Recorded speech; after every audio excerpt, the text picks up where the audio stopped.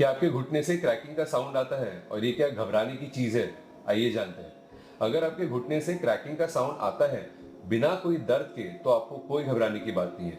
जैसे आपके knuckles crack होते हैं, इन द सेम वे आपके घुटने से भी आवाज आ सकती है। पर अगर आपके घुटने में क्रैकिंग का साउंड आ रहा है, साथ में दर्द भी है जो आपको चलने नहीं दे रहा है, आपको बैठने नहीं दे रहा है, डेफिनेटली ये घबराने की चीज है और आपने आपके ऑर्थोपेडिक सर्जन को दिखाना चाहिए ये एग्जैक्टली क्यों आ रही है, और वो अपना इन्वेस्टिगेशंस करेंगे टू सी वो घुटने का आवाज का रीजन क्या है।